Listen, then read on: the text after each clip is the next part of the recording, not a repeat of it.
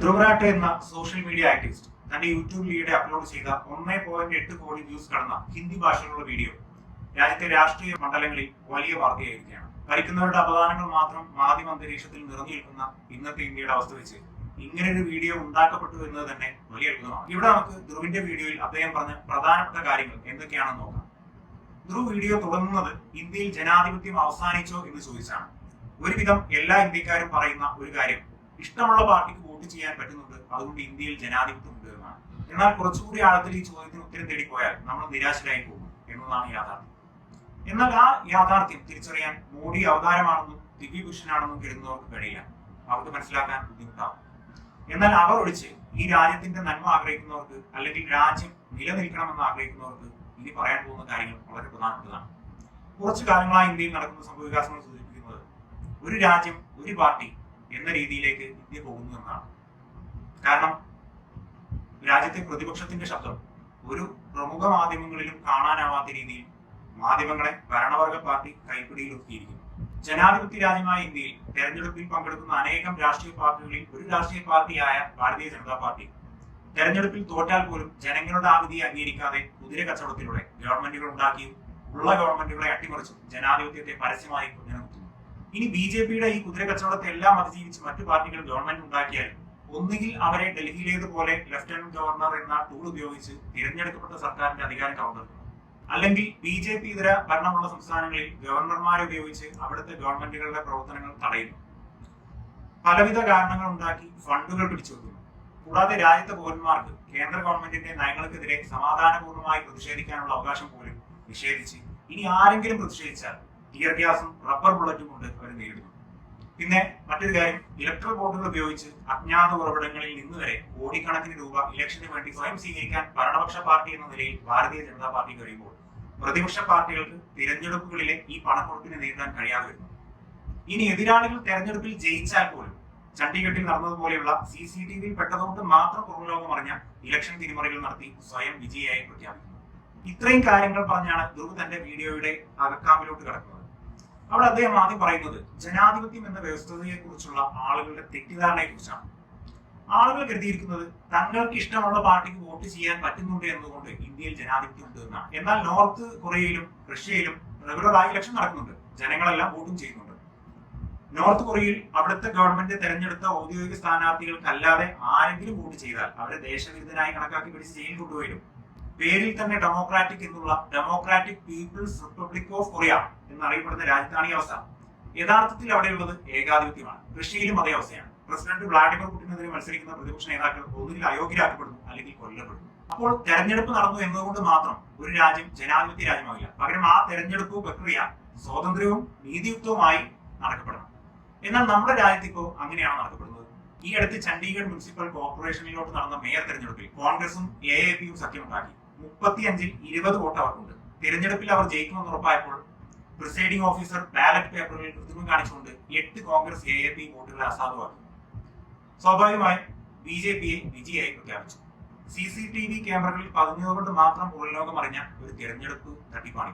ജനാധിപത്യത്തിന്റെ കൊലപാതകം എന്ന് വിശേഷിപ്പിച്ചാണ് സുപ്രീം കോടതി ഇതിനെതിരെ വിധി പറഞ്ഞത്. ഇനി മറ്റൊരു ഉദാഹരണത്തിലോട്ട് വരികയാണെങ്കിൽ 2021-ൽ ആസാമിലെ BJP സ്ഥാനാർത്ഥിയുടെ കാറിൽ നിന്നാണ് ഒരു ഇലക്ട്രോണിക് വോട്ടിംഗ് മെഷീൻ കണ്ടെടുത്തത്. കഴിഞ്ഞ ഫെബ്രുവരി 2024-ലുണ്ടായ മറ്റൊരു സംഭവത്തിൽ പൂനെയിലെ സാസുത് എന്ന സ്ഥലത്ത് 3 അജ്ഞാതരായ ആളുകൾ EVM വോട്ടിംഗ് മെഷീന്റെ കൺട്രോൾ യൂണിറ്റ് മോഷ്ടിച്ച് കടന്നു കളഞ്ഞു. ഇനി ഈ കാര്യങ്ങളെല്ലാം നിയന്ത്രിക്കാൻ അധികാരപ്പെട്ട ഇലക്ഷൻ കമ്മീഷന്റെ കാര്യമെടുത്താൽ ഇത്രയും പക്ഷപാതപരമായി മുമ്പ് ഒരിക്കലും ഇലക്ഷൻ കമ്മീഷൻ പെരുമാറിയിട്ടില്ല. തിരഞ്ഞെടുപ്പ് തന്ത്രജ്ഞനായ പ്രശാന്ത് കിഷോർ ഇലക്ഷൻ കമ്മീഷനെ വിശേഷിപ്പിക്കുന്നത് എക്സ്റ്റൻഷൻ ഓഫ് BJP എന്നാണ്. എന്ന് വെച്ചാൽ BJPക്ക് ഉപകാരപ്പെടുന്ന രീതിയിൽ തിരഞ്ഞെടുപ്പ് സമയം ക്രമീകരിക്കുകയും നിയമങ്ങളെ വളച്ചൊടിക്കുകയുമാണ് കമ്മീഷൻ ചെയ്യുന്നത്. ഇലക്ഷൻ കമ്മീഷന്റെ പെരുമാറ്റച്ചട്ടങ്ങളിൽ പറയുന്നത് ഇന്ത്യൻ ആർമിയെ തെരഞ്ഞെടുപ്പ് പ്രചാരണങ്ങളിൽ പരാമർശിക്കാനേ പാടില്ല എന്നാണ്. എന്നാൽ 2019 ലോക്സഭാ തെരഞ്ഞെടുപ്പിൽ പ്രധാനമന്ത്രി നരേന്ദ്രമോദി പുൽവാമയിലെ രക്തസാക്ഷികളായ ജവാന്മാരുടെ പേരിൽ വോട്ട് അഭ്യർത്ഥിച്ചു. അന്ന് ഉത്തർപ്രദേശ് മുഖ്യമന്ത്രി യോഗി ആദിത്യനാഥ് ഇന്ത്യൻ ആർമിയെ വിശേഷിപ്പിച്ചത് മോഡിജി കി സേന എന്നാണ്. ഇത്തരം പെരുമാറ്റച്ചട്ടങ്ങൾക്കെതിരെ ഇലക്ഷൻ കമ്മീഷന് പരാതി പോയപ്പോൾ 21 ദിവസത്തേക്ക് ഒരു നടപടി ഉണ്ടായില്ല. അതിനുശേഷം കമ്മീഷൻ ഈ ആരോപണങ്ങളിൽ ക്ലീൻ ചിറ്റ് കൊടുത്തു. ഇത്തരത്തിൽ നിയമവും ചട്ടവും വ്യക്തമായി എഴുതി വെച്ച കാര്യങ്ങളിൽ പോലും അത് ലംഘിച്ചതിന്റെ വീഡിയോ തെളിവുകൾ അടക്കമുള്ള ഉണ്ടായിട്ടും കമ്മീഷൻ ക്ലീൻ ചിറ്റ് വിധിക്കുന്നു. ഇത്തരത്തിലുള്ള 4 കേസുകളിലാണ് കമ്മീഷൻ പ്രധാനമന്ത്രി നരേന്ദ്രമോദിക്ക് ക്ലീൻ ചിറ്റ് വിധിച്ചത്. എന്നാൽ ഈ കമ്മീഷനിൽ ഒരു കമ്മീഷൻ അംഗം മാത്രം ക്ലീൻ ചിറ്റ് വിധിക്കാൻ സമ്മതിച്ചു. അദ്ദേഹത്തിന്റെ പേരാണ് അശോക് ലവാസ. പിന്നീട് അദ്ദേഹത്തിന് എന്ത് സംഭവിച്ചു എന്ന് ചോദിച്ചാൽ, അദ്ദേഹത്തിന്റെ ഭാര്യയ്ക്കും സഹോദരിക്കും മകനും ഇൻകം ടാക്സ് ഡിപ്പാർട്ട്മെന്റിന്റെ നോട്ടീസ് കിട്ടിയെന്നും കാലാവധി തീരും മുമ്പേ അദ്ദേഹത്തെ കമ്മീഷനിൽ നിന്ന് ഒഴിവാക്കിയെന്നുമാണ്. ഇലക്ഷൻ കമ്മീഷന്റെ സുതാര്യത ഉറപ്പുവരുത്തുന്നതിന് വേണ്ടി സുപ്രീം കോടതി പുറപ്പെടുവിച്ച ഉത്തരവിൽ പറഞ്ഞത്, ചീഫ് ഇലക്ഷൻ കമ്മീഷണറെയും മറ്റ് കമ്മീഷൻ അംഗങ്ങളെയും തിരഞ്ഞെടുക്കുന്നത് പ്രധാനമന്ത്രിയും പ്രതിപക്ഷ നേതാവും സുപ്രീം കോടതി ചീഫ് ജസ്റ്റിസും അടങ്ങിയ 3 അംഗ കമ്മിറ്റി ആയിരിക്കണമെന്നാണ്. എന്നാൽ കുറച്ചു മാസങ്ങൾക്ക് മുമ്പ് കേന്ദ്ര ഗവൺമെന്റ് ഒരു പുതിയ നിയമം ഉണ്ടാക്കിക്കൊണ്ട് ഈ കമ്മീഷനിൽ നിന്ന് ചീഫ് ജസ്റ്റിസിനെ ഒഴിവാക്കി. പകരം പ്രധാനമന്ത്രി നോമിനേറ്റ് ചെയ്യുന്ന ഒരു മന്ത്രിസഭാംഗത്തെ ഉൾപ്പെടുത്തി. ഇലക്ഷൻ കമ്മീഷണർ ആയിട്ട് വരുന്നവർ എപ്പോഴും തങ്ങളോട് വിധേയത്വമുള്ളവർ ആയിരിക്കുമെന്ന് ഉറപ്പുവരുത്താൻ വേണ്ടിയിട്ടാണ് ഇത് ചെയ്തതെന്ന് വ്യക്തമാണ്. ഇനി ഇലക്ഷൻ കമ്മീഷനിൽ വിധേയത്വമുള്ളവരാണെങ്കിൽ എന്താണ് ഗുണമെന്നും ധ്രുവ് തന്റെ വീഡിയോയിൽ തെളിവ് സഹിതം പറയുന്നു. ഇലക്ഷൻ കമ്മീഷന്റെ മാനദണ്ഡ പ്രകാരം 95 ലക്ഷം രൂപയാണ് ഒരു ലോക്സഭാ സ്ഥാനാർത്ഥിക്ക് പരമാവധി ഇലക്ഷന് വേണ്ടി ചെലവാക്കാനാവുന്ന തുക. ഈ കണക്ക് വെച്ച് 437 സീറ്റിൽ മത്സരിക്കുന്ന ഭാരതീയ ജനതാ പാർട്ടി പരമാവധി ചെലവാക്കാനാവുന്ന തുക 415 കോടിയാണ്. എന്നാൽ ഇലക്ഷൻ കമ്മീഷന്റെ വെബ്സൈറ്റിൽ പറഞ്ഞ പ്രകാരം 2019 തെരഞ്ഞെടുപ്പിൽ BJP ചെലവാക്കിയിട്ടുള്ള തുക 1264 കോടി രൂപയാണ്. ഇലക്ഷൻ കമ്മീഷൻ എങ്ങനെ ഇത് അനുവദിക്കാനായി? ഞെട്ടിപ്പിക്കുന്ന മറ്റൊരു കാര്യം, സെന്റർ ഫോർ മീഡിയ സ്റ്റഡീസിന്റെ കണക്ക് പ്രകാരം BJP യഥാർത്ഥത്തിൽ 27,000 കോടി രൂപ 2019 ലോക്സഭാ തെരഞ്ഞെടുപ്പിന് വേണ്ടി ചെലവാക്കിയെന്നാണ്. ഈ അടുത്ത കാലത്ത് ഇലക്ട്രൽ ബോണ്ടുകൾ നിർത്തിവെക്കാൻ സുപ്രീം കോടതി വിധി പ്രസ്താവിച്ചിരുന്നു. 16,000 കോടി രൂപയുടെ ഇലക്ട്രൽ ബോണ്ടുകളാണ് ഇതുവരെ മൊത്തം വിറ്റതെങ്കിൽ അതിൽ 60% വരുന്ന 10,000 കോടി രൂപ കിട്ടിയത് BJPക്കാണ്. പ്രധാന പ്രതിപക്ഷമായിട്ടുള്ള കോൺഗ്രസിന് 10% 1,547 കോടിയും തൃണമൂൽ കോൺഗ്രസിന് 821 കോടിയും ലഭിച്ചു. ഇത്തരത്തിൽ ഭരിക്കുന്ന പാർട്ടിക്ക് കൂടുതൽ പണവും മറ്റും ചെലവഴിച്ച് തെരഞ്ഞെടുപ്പിനെ നേരിടാൻ സാധിക്കുകയും എതിർപക്ഷത്തുള്ള ആളുകൾക്ക് അതിന് പറ്റാതാവുമ്പോൾ എങ്ങനെയാണ് നീതിയുക്തമായ ഒരു തെരഞ്ഞെടുപ്പ് നടക്കുക? ഇനി മറ്റൊരു കാര്യം അദ്ദേഹത്തിന്റെ വീഡിയോയിൽ പറയുന്നത്, ജനാധിപത്യത്തിലെ അധപതനത്തിന്റെ അങ്ങേയറ്റം എന്ന് പറയുന്ന BJPയുടെ കുതിര കച്ചവടമാണ്. തങ്ങൾക്കെതിരെ തന്നെ മത്സരിച്ച് ജയിച്ച എതിർ രാഷ്ട്രീയ പാർട്ടിയുടെ MLA-മാരെ വിലക്ക് വാങ്ങി സ്വന്തം ഗവൺമെന്റ് ഉണ്ടാക്കുന്ന ജനാധിപത്യ വ്യഭിചാരമാണത്. ഇനി എന്തെങ്കിലും കാരണവശാൽ അല്പം അഭിമാനമോ അന്തസ്സോ ഉള്ള ഒരു MLA തന്നെ ജയിപ്പിച്ചു വിട്ട ജനങ്ങളെ കൊഞ്ഞനം കുത്താതെ ഈ കുതിര കച്ചവടത്തിന് കൂട്ടുനിന്നില്ലെങ്കിൽ അവിടെ BJP തങ്ങളുടെ പ്ലാൻ ബി പുറത്തെടുക്കും.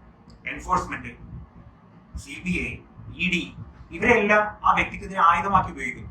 ഇത്തരത്തിൽ കേന്ദ്ര ഏജൻസികളെ രാഷ്ട്രീയ ലാഭത്തിന് ഉപയോഗിക്കുന്നതിനെതിരെ സുപ്രീം കോടതിയെ സമീപിച്ച 14 പ്രതിപക്ഷ പാർട്ടികൾ പരാതിയിൽ പറഞ്ഞത് 3000-ഓളം റെയ്ഡുകൾ വിവിധ രാഷ്ട്രീയ പാർട്ടി നേതാക്കൾക്കെതിരെ ഇത്തരത്തിൽ CBI-യെയും ED-യെയും ഉപയോഗിച്ച് കേന്ദ്ര ഗവൺമെന്റ് നടത്തിയെന്നാണ്. ഇത്തരത്തിൽ രാജ്യത്ത് നടന്നിട്ടുള്ള റെയ്ഡുകളിൽ 95% പ്രതിപക്ഷ പാർട്ടി നേതാക്കൾക്കെതിരെയാണ് എന്നതാണ് ഈ റെയ്ഡുകളുടെ പ്രവർത്തനം. കണക്കുകൾ നോക്കുകയാണെങ്കിൽ 2015 ശേഷം ED 5,906 കേസുകൾ രജിസ്റ്റർ ചെയ്തിട്ടുണ്ട്. അതിൽ കുറ്റവിചാരണ നടന്നിട്ടുള്ളത് വെറും 25 കേസുകളിലാണ്. എന്ന് വെച്ചാൽ 0.5% കേസുകളിൽ മാത്രമേ എന്തെങ്കിലും കാമ്പുള്ളതായിട്ടുള്ളൂ. ഇനി മറ്റൊരു തമാശ എന്തെന്നാൽ, ഇത്തരത്തിൽ ആരോപണ വിധേയനായിട്ടുള്ള ഏതെങ്കിലും ഒരു പ്രതിപക്ഷ പാർട്ടി നേതാവ് BJP-യിൽ ചേർന്ന് കഴിഞ്ഞാൽ എല്ലാ കേസുകളിൽ നിന്നും അവർ ഒഴിവാക്കും. ഇതിനെക്കുറിച്ച് ആം ആദ്മി പാർട്ടി ഒരു വീഡിയോ ഇറക്കിയത് വൈറലായിരുന്നു. Washing powder Modi, washing powder Modi, झूठ और फरेबी सब छुप जाए, संगीन आरोप भी चुटकी में मिट जाए. ആസാമിലെ മുൻമന്ത്രിയും കോൺഗ്രസ് നേതാവുമായ ഹിമന്ത വിശ്വ ശർമ്മയെ 2014 നവംബറിലാണ് ശാരദ ചിറ്റ് ഫണ്ട് അഴിമതി കേസിൽ CBI ചോദ്യം ചെയ്യാൻ വിളിപ്പിക്കുന്നത്. 2015 BJP-യിൽ ചേരുന്നതുവരെ ഭൂമി കുംഭകോണം അടക്കം 7ഓളം അഴിമതി ആരോപണങ്ങളാണ് ഇദ്ദേഹത്തിനെതിരെ ഫയൽ ചെയ്തിരുന്നത്. എന്നാൽ BJP-യിൽ ചേർന്നതോടെ എല്ലാ ആരോപണങ്ങളും ആവിയായി പോയി. ഇത്തരത്തിൽ BJP-യുടെ വാഷിംഗ് മെഷീനിൽ കയറി സ്വന്തം തടിയാത്ത രാഷ്ട്രീയ നേതാക്കളുടെ എണ്ണം ഒരുപാടുണ്ട്. സുവേന്ദു അധികാരി, ജിതേന്ദ്ര തിവാരി, നാരായൺ റാണെ, യെദ്യൂരപ്പ, പ്രവീൺ ധാരേക്കർ, ഹാർദിക് പട്ടേൽ, അജിത് പവാർ ഇങ്ങനെ ഒരുപാട്. ഇതിലെ പ്രതിപക്ഷ നേതാക്കളെ എല്ലാം പ്രധാനമന്ത്രി നരേന്ദ്രമോദി അഴിമതിയുടെ ഉദാഹരണങ്ങളായി തന്റെ തെരഞ്ഞെടുപ്പ് റാലികളിൽ ഉയർത്തി കാണിച്ച ആളുകളായിരുന്നു. എന്നാൽ BJP-യിൽ ചേർന്നതോടുകൂടി ഇവരെല്ലാം വിശുദ്ധരായി മാറി. പണത്തിന്റെ പ്രലോഭനങ്ങൾക്കോ ED-യുടെ സമ്മർദ്ദങ്ങൾക്കോ വഴങ്ങാതെ ഏതെങ്കിലും ഒരു പ്രതിപക്ഷ രാഷ്ട്രീയ നേതാവ് BJP-യിൽ ചേരാതിരുന്നാൽ അവർക്കെതിരെയുള്ള നടപടി തുടരുകയും ചെയ്യും. കുറ്റം തെളിയിക്കാതെ തന്നെ അവരെ ജയിലിൽ തള്ളുകയും ചെയ്യും. ആം ആദ്മി MP രാഘവ് ചന്ദ പറഞ്ഞത്, മനീഷ് സിസോദിയ, സത്യേന്ദ്ര ജെയിൻ, അഭിഷേക് ബാനർജി, സഞ്ജയ് റൌട്ട്, ഫാറൂഖ് അബ്ദുള്ള, തേജസ്വി യാദവ് തുടങ്ങിയവർ BJP-യിൽ ചേർന്നിരുന്നെങ്കിൽ ED-യും CBI-യും എടുത്ത കേസുകളെല്ലാം പിൻവലിക്കുമായിരുന്നെന്നാണ്. കുറ്റം തെളിഞ്ഞതിനു ശേഷം ജയിലിൽ കിടക്കുന്നത് മനസ്സിലാക്കും. എന്നാൽ ഇവിടെ കുറ്റം തെളിയിക്കാതെയാണ് പ്രതിപക്ഷ നേതാക്കളെ ജയിലിൽ അടച്ചത്. പിന്നീട് ധ്രുവ് പറയുന്നത്, ഗവർണർമാരെ ഉപയോഗിച്ച് സംസ്ഥാന ഗവൺമെന്റുകളുടെ പ്രവർത്തനങ്ങളെ തടയുന്ന ഗവൺമെന്റിന്റെ രീതിയെ കുറിച്ചാണ്. വെസ്റ്റ് ബംഗാളിലെയും തമിഴ്നാട്ടിലെയും ഡൽഹിയിലെയും കേരളത്തിലെയും സർക്കാരുകൾ ഈ രീതിക്കെതിരെ രംഗത്ത് വന്നവരാണ്. കേരള ഗവൺമെന്റ് പാസാക്കിയെടുത്ത 3 ബില്ലുകൾ ഇത്തരത്തിൽ അംഗീകാരം കൊടുക്കാതെ 2 വർഷത്തോളമാണ് കേരള ഗവർണർ വൈകിപ്പിച്ചത്. ഒടുവിൽ ഇതിനെതിരെ കേരള ഗവൺമെന്റിന് സുപ്രീം കോടതിയെ സമീപിക്കേണ്ടി വന്നു. ഇത്തരത്തിൽ ബില്ലുകൾ വേയിപ്പിക്കുന്നത് ഭരണഘടനാ വിരുദ്ധമാണെന്ന് സുപ്രീം കോടതി ഗവർണറോട് പറഞ്ഞു. ഇതേ രീതിയിൽ ഡൽഹി സർക്കാർ ലഫ്റ്റനന്റ് ഗവർണറെ ഉപയോഗിച്ച് കേന്ദ്രം തങ്ങളുടെ പ്രവർത്തനങ്ങളിൽ ഇടപെടുന്നതിനെതിരെ സുപ്രീം കോടതിയെ സമീപിച്ച് അനുകൂല വിധി സമ്പാദിച്ചു. സുപ്രീം കോടതി എന്ന് പറഞ്ഞത് ജനങ്ങൾ തെരഞ്ഞെടുത്ത സർക്കാരിന്റെ തീരുമാനങ്ങളെ ലഫ്റ്റനന്റ് ഗവർണർ മാനിക്കണമെന്നാണ്. ഈ സുപ്രീം കോടതി വിധി വന്നപ്പോൾ അതിനെ മറികടക്കാൻ കേന്ദ്രം ചെയ്തത് പുതിയൊരു നിയമനിർമ്മാണം തന്നെ നടത്തി ഡൽഹി സർക്കാരിന്റെ അധികാരം പരിമിതപ്പെടുത്തുകയാണ്. GNCTD, government of national capital territory of Delhi amendment act 2023. ഈ നിയമം ഉപയോഗിച്ച് ഡൽഹി സർക്കാരിന് നിക്ഷിപ്തമായിരുന്ന പല അധികാരങ്ങളും ലഫ്റ്റനന്റ് ഗവർണർക്ക് കേന്ദ്രം കൈമാറി. ഇത്രയും കാര്യങ്ങൾ വീഡിയോയിൽ പറഞ്ഞു വെച്ചുകൊണ്ട് മോഡി ആരാധകരോട് ധ്രുവ ആവശ്യപ്പെടുന്നത് കുറച്ചു നേരത്തേക്ക് അദ്ദേഹത്തെ മനസ്സിൽ നിന്ന് ഒഴിവാക്കിക്കൊണ്ട് നിങ്ങൾ സ്വന്തം ഹൃദയത്തോട് തന്നെ ആത്മാർത്ഥമായി ചോദിച്ചു നോക്കാനാണ്. എന്ത്? രാജ്യത്തോടോ രാജ്യത്തെ ജനങ്ങളോടോ എന്തെങ്കിലും കരുതൽ ഉണ്ടായിരുന്നെങ്കിൽ മേൽപ്പറഞ്ഞ കാര്യങ്ങൾ അദ്ദേഹം ചെയ്യുമായിരുന്നു. തുടർന്ന് ധ്രുവ് പറയുന്നത്, നിങ്ങളിൽ ചില ആളുകളെങ്കിലും ഉറപ്പായും ചിന്തിക്കുന്നുണ്ടാവും ഈ വീഡിയോ ഉണ്ടാക്കാൻ പ്രതിപക്ഷ പാർട്ടികൾ തനിക്ക് പണം തന്നിട്ടുണ്ടാവില്ല. എന്നാൽ ആരും തനിക്ക് പണം തന്നിട്ടില്ല. താൻ ഈ വീഡിയോയിൽ കാണിച്ചതെല്ലാം ഈ രാജ്യത്തെ കുറിച്ചുള്ള യാഥാർത്ഥ്യമാണ്. രാജ്യത്തോട് എന്തെങ്കിലും കൂറുണ്ടെങ്കിൽ ഇതെല്ലാം കണ്ടിട്ടെങ്കിലും നിങ്ങൾ കണ്ണു തുറക്കണമെന്നാണ്. തുടർന്ന് ധ്രുവ് തന്റെ വീഡിയോയുടെ മറ്റു ഭാഗങ്ങളിലോട്ട് വരുന്നു. പ്രതിപക്ഷ പാർട്ടികൾക്കെതിരെ മാത്രമല്ല BJPക്ക് സംഭാവന കൊടുക്കാത്ത 23ഓളം കമ്പനികൾക്കെതിരെ ED നടപടിയെടുത്തിട്ടുണ്ടെന്നാണ്. ഇതെല്ലാം ഒരേ പാറ്റേണിലാണ് നടക്കുന്നത്. ആദ്യം റെയ്ഡ് നടക്കുന്നു, തുടർന്ന് കോടിക്കണക്കിന് രൂപ ഈ റെയ്ഡ് നടത്തപ്പെട്ട കമ്പനികൾ BJPയുടെ ഫണ്ടിലോട്ട് സംഭാവന നൽകുന്നു. ഇത്തരത്തിൽ കഴിഞ്ഞ 5 വർഷത്തിൽ IT ED റെയ്ഡുകൾക്ക് പാത്രമായ 30ഓളം കമ്പനികൾ ഏകദേശം 335 കോടി രൂപ BJPക്ക് സംഭാവന നൽകിയെന്നാണ് റിപ്പോർട്ട് വന്നത്. ഇനി ജനാധിപത്യത്തിന്റെ 4ാം തൂണായിട്ടുള്ള മാധ്യമങ്ങളിലോട്ട് വരികയാണെങ്കിൽ, ഒരു രാജ്യത്ത് സ്വതന്ത്രവും നീതിയുക്തവുമായ തെരഞ്ഞെടുപ്പ് നടക്കണമെങ്കിൽ പോലും അതിൽ മാധ്യമങ്ങൾക്ക് വലിയ പങ്ക് വഹിക്കാനുണ്ട്. പ്രതിപക്ഷത്തിനും ഭരണപക്ഷത്തിനും പറയാനുള്ള കാര്യങ്ങൾക്ക് ഒരേ തരത്തിലുള്ള മീഡിയ കവറേജ് ലഭിക്കണം. എന്നാൽ ഇപ്പോൾ എന്താണ് നടക്കുന്നത്? രാജ്യത്തെ പ്രധാന മീഡിയകളിൽ നമ്മൾ കാണുന്നത് രാത്രിയും പകലും ഇടതടവില്ലാതെ 24 മണിക്കൂറും ഗവൺമെന്റിന്റെ അവദാനങ്ങൾ വാഴ്ത്തിപ്പാടുന്നതാണ്. ഭരിക്കുന്ന പാർട്ടിയെ വാഴ്ത്തി അവർക്ക് പറയാനുള്ളതിനെ ആവർത്തിച്ച് പ്രചരിപ്പിക്കുന്നു. മുമ്പൊരു കാലം ഉണ്ടായിരുന്നു, അന്ന് ദൂരദർശനിൽ ഇലക്ഷന് മുമ്പായി പ്രതിപക്ഷത്തെയും ഭരണപക്ഷത്തെയും ആളുകൾ വന്നിരുന്ന് പ്രധാന വിഷയങ്ങളിൽ സംവാദം നടത്തിയിരുന്നു. ഇരുപക്ഷത്തിന് തങ്ങൾക്ക് പറയാനുള്ള കാര്യങ്ങൾ പങ്കുവെക്കാനും വിമർശനങ്ങളെ പ്രതിരോധിക്കാനുള്ള തുല്യ അവസരങ്ങൾ ഉണ്ടായിരുന്നു. എന്നാൽ ഇന്ന് ദൂരദർശനിൽ ഇങ്ങനെയൊന്നും നമുക്ക് കാണാനാവും. ഇന്ന് BJP പ്രതിനിധിക്ക് ചാനലിൽ വന്നിരുന്ന് സംസാരിക്കേണ്ട ആവശ്യം പോലുമില്ല. കാരണം ഓരോ TV ആങ്കർമാരും ഒരു BJP പ്രതിനിധിയായാണ് പെരുമാറുന്നത്. ജനങ്ങൾക്ക് വേണ്ടി ഗവൺമെന്റിനെ ചോദ്യം ചെയ്യുന്നതിന് പകരം അവർ ഗവൺമെന്റിനെ ന്യായീകരിച്ചുകൊണ്ടിരിക്കുന്നു. രാജ്യത്തെ വർദ്ധിച്ചു വരുന്ന തൊഴിൽ രാഹിത്യത്തിന് കാരണം രാജ്യത്തെ യുവാക്കളാണെന്ന് പറയുന്ന രീതിയിലോട്ട് വരെ ആ ന്യായീകരണം എത്തിയിരിക്കുന്നു. ഇലക്ഷനിൽ ജനങ്ങൾ പ്രതിപക്ഷ പാർട്ടിയെ തിരഞ്ഞെടുത്താൽ അവർ ജനങ്ങളെ തന്നെ അപമാനിക്കുന്നു. ഈ മാധ്യമങ്ങളിൽ നിന്ന് വ്യത്യസ്തമായി സർക്കാരിനെ ചോദ്യം ചെയ്തിരുന്ന ഒരേ ഒരു മാധ്യമ സ്ഥാപനം NDTV ആയിരുന്നു. എന്നാൽ ഒടുവിൽ ആ സ്ഥാപനവും പ്രധാനമന്ത്രിയുടെ സുഹൃത്ത് ഗൗതം അദാനി വാങ്ങിച്ചു. ഇന്ന് രാജ്യത്തെ TV ന്യൂസുകളെല്ലാം തന്നെ ജീവച്ഛവങ്ങളായ അവസ്ഥയിലാണ്. ജനങ്ങളുടെ നികുതി പൈസയിൽ നിന്ന് ഭീമമായ സംഖ്യ ഈ ചാനലുകൾക്ക് കൊടുത്ത് സർക്കാരിന്റെ പരസ്യങ്ങൾ ചാനലുകൾ മുഴുവൻ പ്രചരിപ്പിക്കുന്നു. എന്നാൽ ഈ ചാനലുകളോ ജനങ്ങളുടെ ശബ്ദം പുറത്തു വരാതിരിക്കാൻ വേണ്ടി അഹോരാത്രം പരിശ്രമിച്ചുകൊണ്ടിരിക്കുന്നു. യഥാർത്ഥ വാർത്ത ജനങ്ങൾക്ക് കിട്ടിയില്ലെങ്കിൽ എങ്ങനെ അവർക്ക് സ്വതന്ത്രവും നീതിയുക്തവുമായ തീരുമാനമെടുത്ത് വോട്ട് ചെയ്യാൻ പറ്റും? മണിപ്പൂർ എന്ന സംസ്ഥാനത്ത് 77 ദിവസം കലാപം ആളിക്കെത്തി. എന്നാൽ ഒരു ദേശീയ ന്യൂസ് ചാനലിലും അതുമായി ബന്ധപ്പെട്ട് ഒരു സ്പെഷ്യൽ റിപ്പോർട്ടും വന്നില്ല. ഗവൺമെന്റ് ഡിപ്പാർട്ട്മെന്റുകളും മന്ത്രാലയവുമായി ബന്ധപ്പെട്ട് നടക്കുന്ന ക്രമക്കേടുകളെയും അഴിമതികളെയും കുറിച്ച് CAG 12 റിപ്പോർട്ടുകളാണ് ഈ അടുത്ത കാലത്ത് സമർപ്പിച്ചത്. വെറും 3 മൊബൈൽ നമ്പറുകൾ യൂസ് ചെയ്താണ് ആയുഷ്മാൻ ഭാരത് സ്കീമിൽ 9.85 ലക്ഷം ആളുകൾ രജിസ്റ്റർ ചെയ്യപ്പെട്ടത്. ഇതിൽ 7.49 ലക്ഷം ആളുകൾ രജിസ്റ്റർ ചെയ്ത മൊബൈൽ നമ്പർ ഒന്നാണ്. നല്ല ഒന്നാം തരം ഫാൻസി നമ്പർ 99999 എന്ന് വെച്ചാൽ 10 അക്കവും 9 ആയിട്ടുള്ള മൊബൈൽ നമ്പർ. മുമ്പേ തന്നെ മരിച്ചതായി രേഖപ്പെടുത്തിയിട്ടുള്ള 3400-ൽ പരം രോഗികളുടെ പേരിൽ 7 കോടിയോളം രൂപയാണ് വിവിധ ഹോസ്പിറ്റലുകൾക്ക് ഈ സ്കീമിൽ നിന്ന് ഗവൺമെന്റ് അനുവദിച്ചത്. ഈ റിപ്പോർട്ട് പുറത്തു വന്നതോടെ ഇത് പുറത്തുവിട്ട CAG ഉദ്യോഗസ്ഥനെ ഗവൺമെന്റ് സ്ഥലം മാറ്റി. ഈ ഒരു വാർത്ത നിങ്ങൾ ഏതെങ്കിലും ദേശീയ മാധ്യമത്തിൽ കേട്ടിട്ടുണ്ടോ? ഇനി ജനങ്ങൾക്കുള്ള മറ്റൊരു തെറ്റിദ്ധാരണ ജനാധിപത്യം എന്നാൽ ഭൂരിപക്ഷവാദമാണ് എന്നാണ്. ഇതിന് വളരെ ലളിതമായ ഒരു ഉദാഹരണം കാണിച്ചാണ് ധ്രുവ് തന്റെ വീഡിയോയിൽ കുറിച്ചെടുക്കുന്നത്. നിങ്ങൾ 5 പേരുമായി ഒരു കാറിൽ യാത്ര ചെയ്യുകയാണെന്ന് സങ്കല്പിക്കുക. തനിക്ക് ഉച്ചത്തിൽ സംഗീതം കേൾക്കണമെന്ന് കാറിൽ ഉണ്ടായിരുന്ന ഒരാൾ ആവശ്യപ്പെടുന്നു. ഇത് കേട്ട അവന്റെ മറ്റു സുഹൃത്തുക്കളും ഡ്രൈവറും ശരിയാണ്, നല്ല ശബ്ദത്തിൽ നമുക്ക് മ്യൂസിക് വെച്ചേക്കാമെന്ന് തീരുമാനിക്കും. എന്നാൽ ഹൃദ്രോഗിയായ അച്ഛന്റെ കൂടെയാണ് നിങ്ങൾ ആ കാറിൽ യാത്ര ചെയ്യുന്നത്. ഉച്ചത്തിൽ പാട്ട് വെക്കരുതെന്ന് നിങ്ങൾ പറയുന്നു. അപ്പോൾ ആ വ്യക്തി പറയുന്നു ഇത് ജനാധിപത്യപരമായി തീരുമാനിക്കാൻ എല്ലാവരും വോട്ട് ചെയ്യണം. അങ്ങനെ 3 പേർ ഉച്ചത്തിൽ പാട്ട് വെക്കാൻ വോട്ട് ചെയ്യുന്നു. ഉച്ചത്തിൽ പാട്ട് വെക്കരുതെന്ന് വോട്ട് ചെയ്തത് 2 പേരാണ്, നിങ്ങൾ നിങ്ങളുടെ പിതാവ്. ഭൂരിപക്ഷം പേരും ഉച്ചത്തിൽ പാട്ട് വെക്കാൻ വോട്ട് ചെയ്തതിനാൽ ജനാധിപത്യപരമായി നോക്കുകയാണെങ്കിൽ കാറിൽ നല്ല ശബ്ദത്തിൽ തന്നെ പാട്ട് വെക്കപ്പെടും. എന്നാൽ ഇത് ജനാധിപത്യമാണ്? അല്ല, ഇത് വിഡ്ഢിത്തമാണ്. നമ്മുടെ നാട്ടിൽ നടന്ന മറ്റൊരു സംഭവത്തിൽ നമുക്ക് വേറൊരു ഉദാഹരണം എടുക്കാം. ഇത് ഗുഡ്ഗാവിലെ ഒരു ഹൗസിംഗ് സൊസൈറ്റിയുടെ സർക്കുലറാണ്. ഇരുചക്ര വാഹനങ്ങൾ ഈ ഹൗസിംഗ് സൊസൈറ്റിക്ക് അകത്ത് പ്രവേശിക്കാൻ പാടില്ല എന്നാണ് അതിന്റെ മാനേജ്മെന്റ് ഈ സർക്കുലറിൽ പറഞ്ഞു വെച്ചിരിക്കുന്നത്.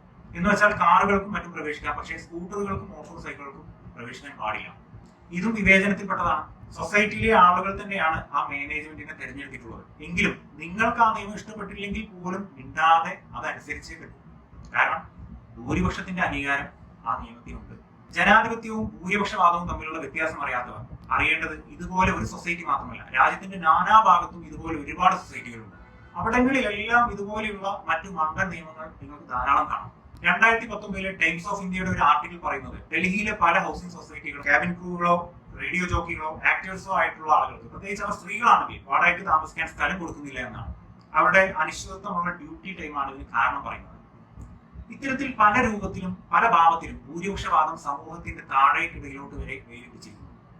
നമ്മുടെ ഭരണഘടനയുടെ ആമുഖത്തിൽ 4 വാക്കുകൾ വ്യക്തമായി എഴുതി വെച്ചിട്ടുണ്ട്: liberty, equality, fraternity and justice. ഇത് ജനാധിപത്യത്തിന്റെ ആണിക്കല്ലാണ്. ഡോക്ടർ BR അംബേദ്കർ ഒരു പടി കൂടി മുന്നോട്ട് കടന്ന് ഇത് മനുഷ്യന്റെ നിലനിൽപ്പിന്റെ തന്നെ അടിസ്ഥാന മൂല്യങ്ങളാണ് എന്നാണ് പറഞ്ഞു വെച്ചത്. അപ്പോൾ ഭൂരിപക്ഷ വോട്ട് നിങ്ങൾക്ക് ഒരാളുടെ സ്വാഭാവിക അവകാശങ്ങളെ ഹനിക്കാനും അവർക്ക് നേരെ വിവേചനം കാണിക്കാനും അല്ലെങ്കിൽ തെറ്റായ നിയമങ്ങൾ നടപ്പിലാക്കാനും ഉള്ളതല്ല. അതുകൊണ്ട് നമുക്ക് പറയാൻ അവകാശമുണ്ട്, ഗവൺമെന്റ് എടുക്കുന്ന പല തീരുമാനങ്ങളും ജനാധിപത്യ വിരുദ്ധമാണ്. സുപ്രീം കോടതിയുടെ ഭാഷയിൽ പറഞ്ഞാൽ അത് ഭരണഘടനാ വിരുദ്ധമാണ്. കുറച്ച് ദിവസങ്ങൾക്ക് മുമ്പാണ് സുപ്രീം കോടതി ഭരണഘടനാ വിരുദ്ധമാണെന്ന് പറഞ്ഞ് ഇലക്ട്രൽ ബോണ്ടുകൾ റദ്ദാക്കിയത്. ഏകപക്ഷീയമായ നിയമമാണ് ഇതിലൂടെ സർക്കാർ ഉണ്ടാക്കിയതെന്ന് കോടതി വിമർശിച്ചു.